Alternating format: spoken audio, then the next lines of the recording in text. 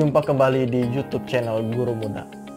Pada kesempatan kali ini saya ingin membagikan atau menjelaskan penjelasan detail saya tentang video saya sebelumnya, yaitu 10 cara menjadi ketua.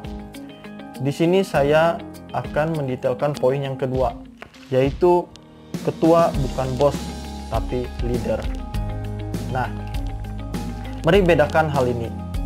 Tapi bagi yang baru pertama kali masuk ke channel ini, saya minta dukungannya dengan subscribe channel ini dan juga like. Tonton video ini sampai selesai. Baiklah, mari kita lanjutkan. Perlu diketahui, di video ini kita fokus untuk membahas organisasi. Nah, organisasi itu sifatnya atau keanggotaannya sukarela. Tidak ada organisasi yang memaksa masuk, kamu wajib masuk organisasi ini, tidak ada. Dan tidak ada keharusan mereka harus mengerjakan ini, mengerjakan itu. Mereka boleh masuk kapan saja dan keluar kapan saja. Itulah organisasi. Makanya biasanya di organisasi itu anggotanya keluar, masuk, datang, dan pergi. Nah, tapi kebanyakan organisasi itu memperlakukan ketuanya layaknya seorang bos, atau dia sebagai ketua tapi bersikap seperti bos. Nah, dalam video kali ini kita akan menjelaskan beda bos dengan leader atau ketua. Baiklah, kita bahas poin bos dulu. Nah, poin yang pertama, ini poin punya bos. Bos itu biasanya pemilik usaha. Dia yang menggaji karyawan atau anggotanya. Jadi wajar-wajar saja dia bersikap seenaknya, kadang menjengkelkan. Toh dia yang menggaji kita. Jadi dia bisa bertindak seenaknya. Kalau teman-teman punya bos seperti itu, jangan terlalu mengeluh. Karena wajar, kita kerja buat orang. Jadi berbuatlah sebaik mungkin, karena kita juga perlu uang. Seperti itu, wajar dia bos, pemilik usaha. Seperti itu teman-teman. Yang kedua, bos kerjanya tunjuk sana, tunjuk sini. Kamu ambil sana, kamu bantu ambil sini. Dia cuma duduk, kerjanya cuma merintah. Ya memang itulah pekerjaannya bos. Teman-teman kalau mau jadi bos, buka usaha sendiri atau buka suatu pekerjaan buat orang, teman-teman bisa merintah. Pak ambil sana, Pak kamu ke sini, sini kamu. Nah, seperti itu bos. Karena memang dia memperlakukan kita sebagai pekerjanya, kita bekerja untuk dia. Itu bos. Selanjutnya, bos itu berpikir segala sesuatu harus menguntungkan dirinya. Kalau kita tidak bisa menguntungkan buat dia, kita tidak dipakai. Itu sifat bos. Dia memang lebih egois. Dia mementingkan keuntungan untuk dirinya. Dia tidak peduli dengan orang. Nah, seperti itulah. Terus selanjutnya, yang keempat, bos kadang itu tidak peduli dengan kesejahteraan anggotanya. Ya ini contoh bos yang buruk ya. Tidak semua bos seperti itu. Tapi kebanyakan bos itu tidak terlalu memperhatikan kesejahteraan anggotanya atau pekerjanya. Ya memang seperti itu, dia ingin kaya sendiri. Ya memang seperti itulah realita kehidupan. Kalau ada bos yang ingin mensejahterakan anggotanya, mungkin itu bos yang baik hati, dan itu sangat jarang sekali terjadi. Hampir saya temui itu bos itu mementingkan dirinya sendiri dan jarang memperhatikan kesejahteraan anggotanya atau pekerjanya. Terus yang kelima, bos itu kadang diktator atau keinginannya harus terwujud. Saya ingin A, pokoknya bagaimana caranya harus bisa. Saya tidak mau bagaimana caranya. Nah seperti itu biasanya bos. Dia punya keinginan dan minta orang harus bisa mewujudkannya. Nah itu 5 hal terkait bos yang bisa saya sampaikan. Sekarang kita masuk ke 5 hal apa itu leader atau ketua. Ketua itu orang yang dipercayakan untuk mengordinir beberapa orang.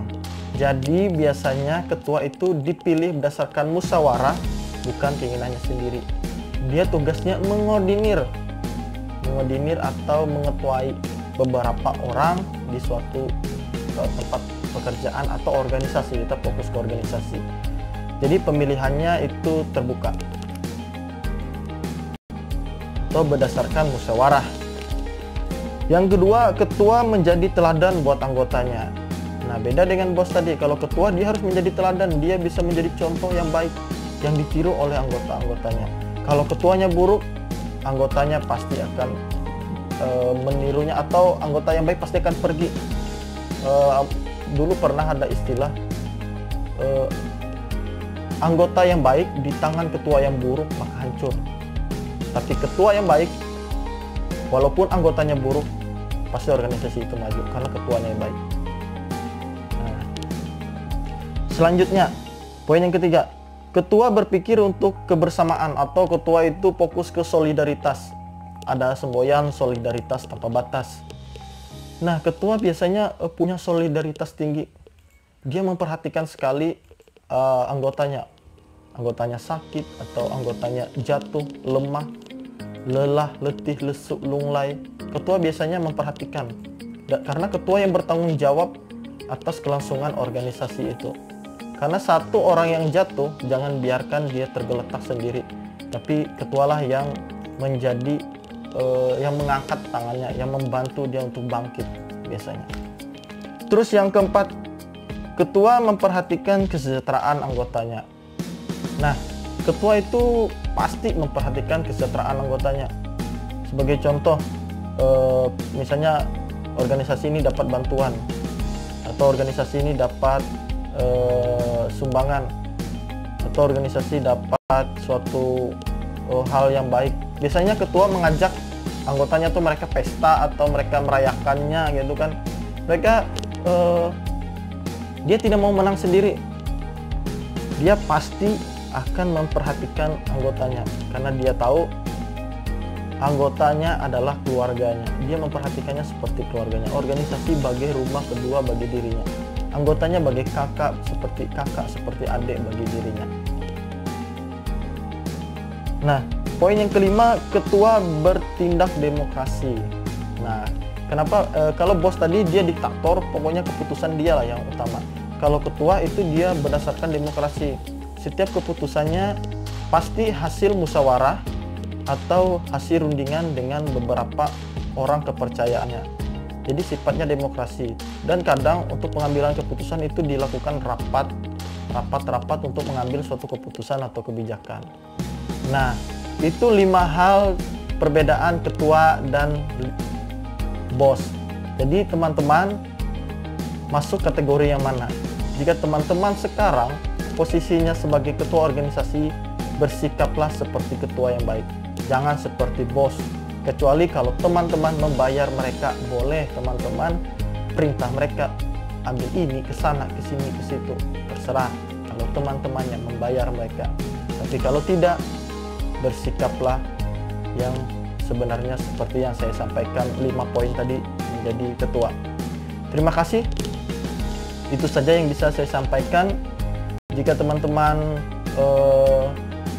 bingung lanjutan video ini, boleh tonton video sebelumnya. Nah, untuk video berikutnya saya akan membahas kembali poin ketiga dari 10 cara menjadi ketua. Tetap ikuti video ini, channel ini, sampai teman-teman mendapatkan sesuatu yang bermanfaat. Semoga otak teman-teman semakin pintar, semakin cerdas, dan menjadi ketua yang berkualitas. Sekian dari saya, salam guru muda.